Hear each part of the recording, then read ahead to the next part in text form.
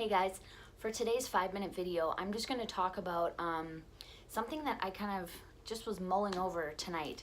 And that is how over the last couple of years since I, changed my lifestyle, is what we like to refer to it as,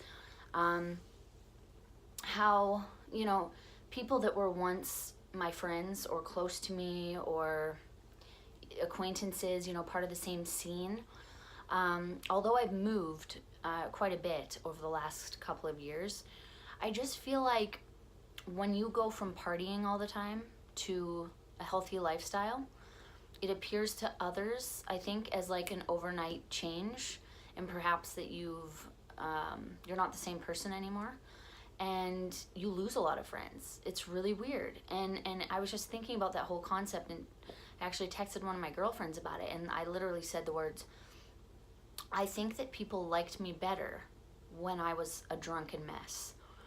And I mean, the people that truly care about me, I know that they're of course super happy for me.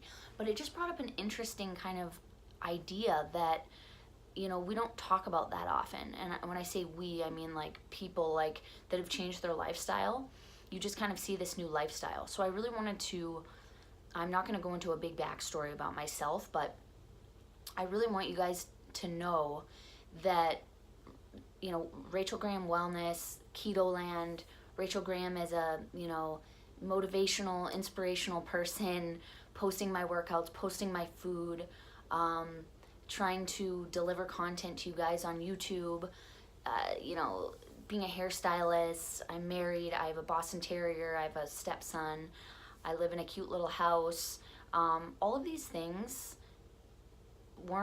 this was not my life for most of the time. So these are all things that have finally kind of manifested for me. I've been with my husband for 9 years, so he's been with me through the whole journey, but I'm talking about like prior to that almost. Like, just because you might be in a place right now where you look at me and you're like, ugh, like that's fucking annoying. Like, she's posting about her food, she always seems so fucking happy, she's like talking about, inspiration and follow your heart and don't stop grinding until you get what you want and being creative, like, oh, it must be nice. Trust me when I say I had all of those feelings when I saw other people doing shit. And it really held me back because, I don't know, for me personally, I think I was waiting for permission. I was waiting for somebody maybe to acknowledge me and to say, okay, Rachel, now it's time for you to like start doing what the fuck you want to do with your life. I had so much support from my family growing up. You can be whatever you want to be, but somewhere along the way, I lost course. And honestly, I think it was because of drinking. I really do, because I was very adamant about not drinking, not doing drugs, not smoking cigarettes. I was a very shy, introverted kid. In a sense, like I was outgoing, but yet I don't think my mother ever expected that I would turn out the way I did when in my teenage and 20s, because I was just totally out of control. I really was. I didn't hurt people. I didn't do anything like ridiculous. I never got a DUI. I never did anything like that. I was never arrested, but I was drinking out of control. I felt guilty all the time about myself, about the things I was doing, I was embarrassed for myself. I'd wake up feeling disgusting after a night of being out till like 5 o'clock in the morning. I had no money, I couldn't keep a job, and I didn't care. And looking back now, it's baffling to me because I am not that person. And so getting sober initially 2 years ago, going back to the gym, eating healthy, it was a long time coming, and it was something I tried to do for so long. And then finally one day it was like, okay, I don't like what I see. I don't like how I feel, and I don't want to do it anymore. And nobody cares, So basically I switched things up.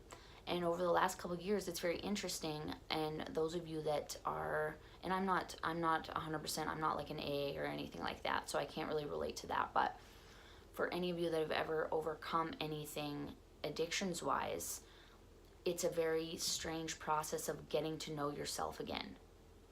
And it's very strange. Like for me, I was really, really happy for a couple of months, and then I was just kind of depressed, I guess. Depressed and just feeling weird, feeling weird, like I didn't know who I was anymore. And then eventually it starts to become a new normal. So that's basically what I wanted to share, is that the person that you see right here, right now, isn't the person I've always been. And that means something, and it means that you too, if you're in a place you don't want to be, you can move out of that space. And it may seem ridiculously impossible, or like you're just not in the mood or whatever, but I'm telling you, it's definitely possible. And I just wish that for everybody.